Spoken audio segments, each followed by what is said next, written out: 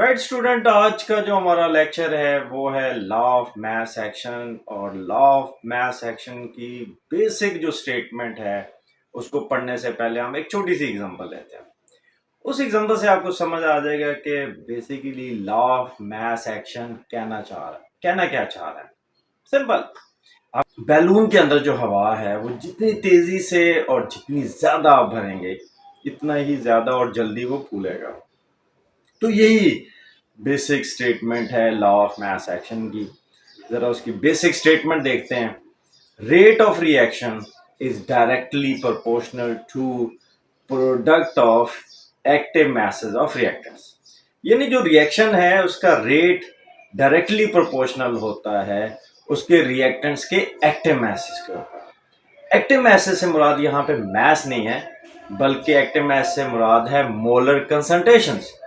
और molar concentration को moles per DM cube में लिया जाता है। यानी ये basically active mass is molar concentration. Gases में हम मोलर कंसंट्रेशन की बजाय पार्शियल प्रेशर देखेंगे। बहरहाल एनी और यहाँ पे हम क्योंकि डेरिवेशन ऑफ केसी एक्सप्रेशन देख रहे हैं तो हम यहाँ पे मोलर कंसंट्रेशन की बात करेंगे। राइट। लास्ट लेक्चर के अंदर हमने केमिकल इक्विलिब्रियम और रिवर्सिबल रिएक्शन देखा था। तो आज हम एक जर्नल रिवर्सिबल रिएक्शन देखते हैं। ए और बी मिलकर सी और डी बना रहे हैं और इस चेंज को हाफ फॉरवर्ड एरो से आप एक्सप्रेस कर रहे हैं, जबकि रिवर्सिबल रिएक्शन में सी और डी दोबारा मिलकर ए और बी बना रहा है और इसको हम down half arrow reverse arrow से शो कर रहे हैं। अब इस रिएक्शन को हम स्प्लिट करेंगे दो हाफ्स के अंदर। पहले हम फॉरवर्ड का देखेंगे और फिर हम रिवर्स का, और फिर हम देखेंगे कि जब ये केमिकल इक्विलिब्रियम अचीव करता है तो क्या होता है। लॉ ऑफ मास एक्शन के मुताबिक किसी भी रिएक्शन का रेट उसके रिएक्टेंट के एक्टिव masses के प्रोडक्ट यानी हासिल ज़रब के डायरेक्टली प्रोपोर्शनल होता है। अब क्योंकि ये हमारे पास A plus be forming C plus D एक फॉरवर्ड रिएक्शन है, तो हमारे लिए रिएक्टेंट कौन से हैं? A और B। तो RF यानी rate of forward reaction is directly proportional to, bracket के अंदर स्क्वायर ब्रैकेट के अंदर हमने ए रखा और स्क्वायर ब्रैकेट के अंदर हमने बी रखा। That is meant active mass of A and active mass of B. अब ये डायरेक्टली प्रोपोर्शनल है, यानी एक रिलेशन है। डायरेक्टली प्रोपोर्शनल से मुराद ये है कि जब आप एक्टिव मास बढ़ाएंगे तो RF भी बढ़ जाएगा, और अगर आप एक्टिव masses कम करेंगे तो RF भी कम हो जाएगा। यानी एक पैरामीटर को बढ़ाएंगे तो दूसरा भी ऑटोमेटिकली बढ़ जाएगा। अब इस रिलेशनशिप को हमने एक इक्वेशन में कन्वर्ट करना है, तो उसके लिए इज इक्वल टू लगाएंगे। तो वहां पे हम एक कांस्टेंट प्लेस करेंगे के एफ से मुराद है rate constant for forward reaction. तो हमारा ये रिलेशनशिप एक इक्वेशन में कन्वर्ट होता है। R f is equal to k f active mass of A and active mass of B. अब हम रिवर्स रिएक्शन की बात करते हैं जिसमें C and D A and B बनाते हैं। अब यहां पे जो हमारे पास रिएक्टेंट हैं वो सी और डी है।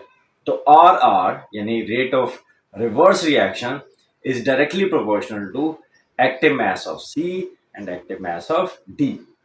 अब इसी रिलेशनशिप को हमने इक्वेशन में कन्वर्ट करना है, तो क्या हो जाएगा? Very good. R r is equal to k are active mass of C active mass of D. Right.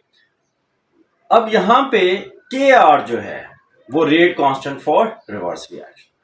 ये तो बात होगी दो इंडिविजुअल रिएक्शंस पे जो कि रिवर्सिबल रिएक्शन में होते हैं, फॉरवर्ड भी और रिवर्स भी। जब दोनों रिएक्शंस का रेट बराबर हो जाए तो क्या होता है?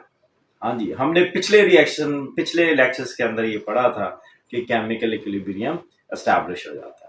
सो केमिकल इक्विलिब्रियम जब एस्टैब्लिश होता है तो हम कहते हैं जी r f is equal to are r. ठीक है। अब आर एफ की जो वैल्यू है जो कि इक्वेशन फर्स्ट में हमने डिराइव की थी, तो वो हो जाएगा K F into active mass of A active mass of B is equal to are R की क्या थी? K are active mass of C and active mass of D.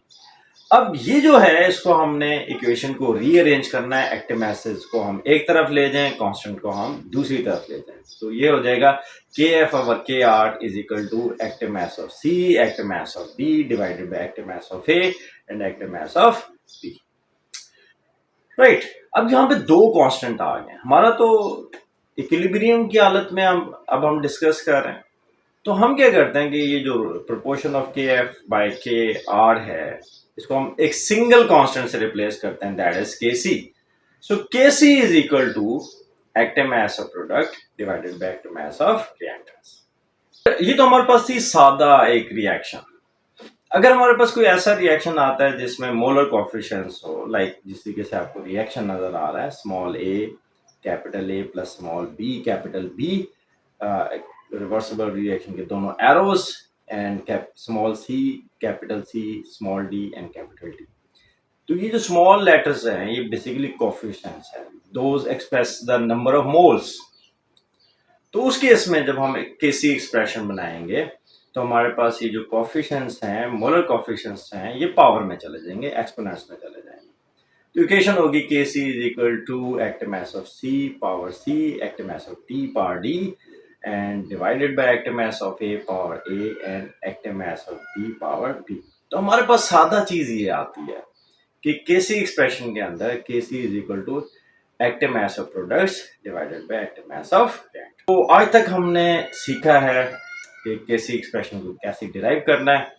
Next lecture के अंदर हम देखेंगे कि केसी के यूनिट्स क्या हैं और केसी के इंपॉर्टेंस क्या है।